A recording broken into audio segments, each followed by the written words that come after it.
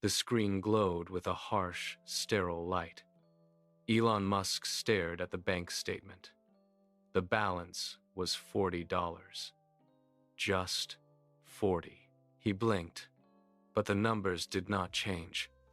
Outside the office, the world was loud. The news cycle was a relentless, grinding machine.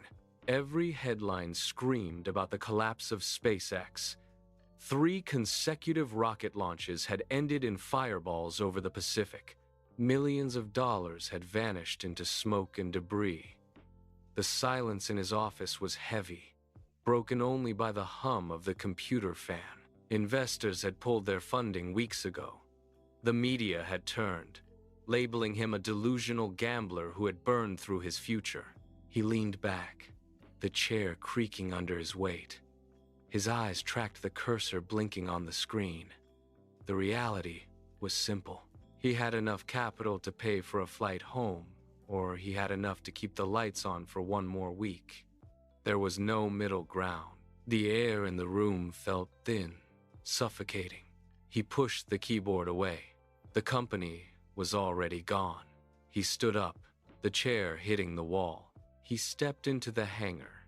The air smelled of ozone, hydraulic fluid, and stale coffee. His team was scattered across the floor, slumped against tool chests or sprawled on crates.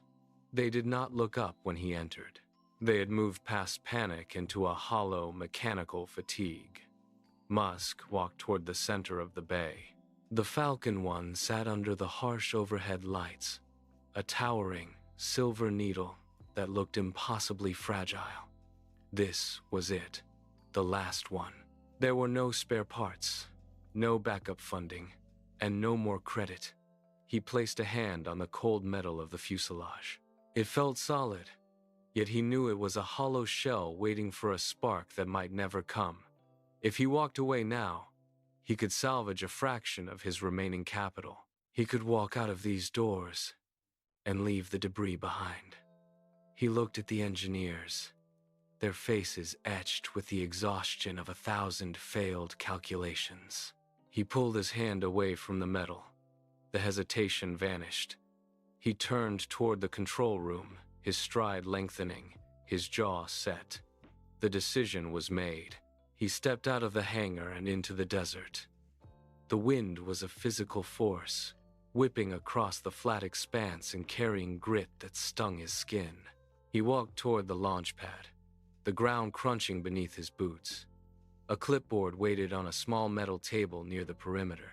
He stopped, the wind tearing at the papers, and picked up the pen. His signature was a sharp, jagged line across the authorization form. It was done.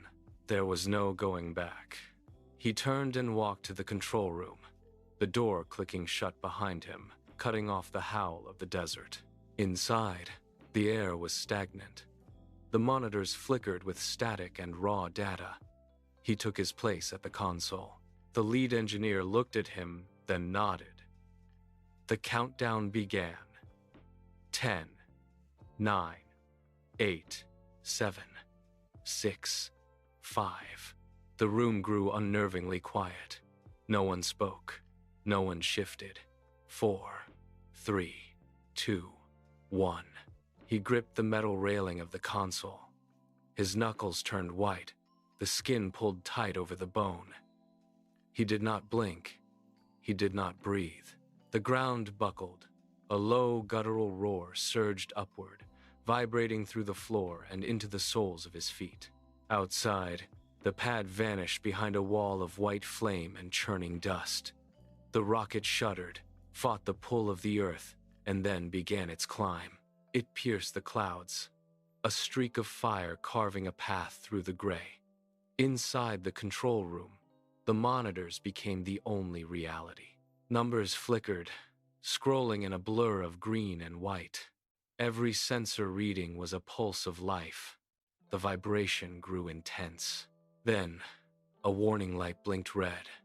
A collective gasp rippled through the room.